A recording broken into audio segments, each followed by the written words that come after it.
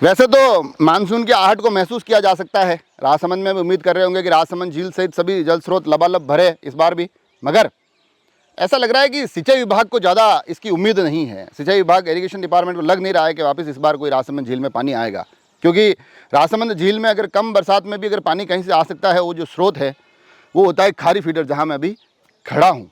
और इस खारी फीडर पर आज मैं राजसमंद के गारियावास क्षेत्र से लेकर आगे सुंदरचा तक की इसकी व्यवस्थाओं को देखता हुआ जा रहा हूँ, तब मुझे महसूस हो रहा है कि इरिगेशन डिपार्टमेंट ने कोई तैयारी नहीं कर रखी है जिससे कि ये पानी प्रचुर मात्रा में राजसमंद झील तक पहुँच सके।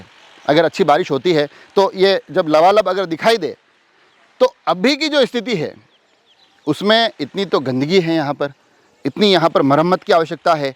जो दरारें हैं दोनों तरफ के अंदर की दीवारों पर, उस पर दुनिया भर के पेड़ पौधे लगे हुए हैं, दुनिया भर के झाड़ियाँ उगी हुई है।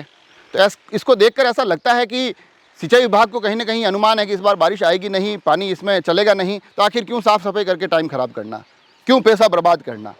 तो मोटा मोटी इस आज की स्थिति को देखकर तो ऐसा ही लगता है। और ये आश्चर्यजनक स्थिति इसलिए है क्योंकि आपको पता होगा कि पिछले वर्ष जब बिफोर जो आया था, उस वक्त भी खारी फीडर में अच्छी खासी संख्या में पानी आया था, मगर उस वक्त भी हमने भी खबर दिखाई थी, लोगों ने भी शिकायतें की थी कि बड़ी गंदगी है, सफाई की माकूल व्यवस्था नहीं है, अलग अलग जगह से पानी बह बह कर जाने की खबरें आई थी।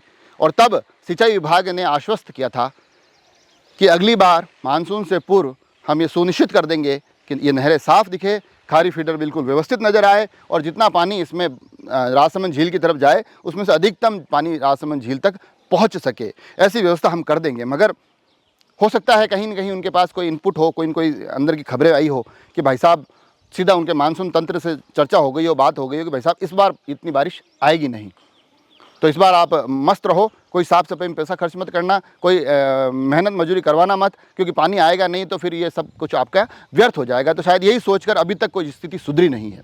हालांकि बताया ये भी जाता है कि पूर्व में कई बार सिंचाई विभाग के द्वारा ग्रामीण के माध्यम से, ग्राम पंचायतों के माध्यम से, नरेगा के माध्यम से इन क्षेत्रों की सफाई करवाई जाती थी। अलग अलग पंचायतों को उनकी पंचायती क्षेत्र में ये कहा जाता था कि आप इतनी सफाई करवाइए, और नरेगा के माध्यम से वो काम होते थे।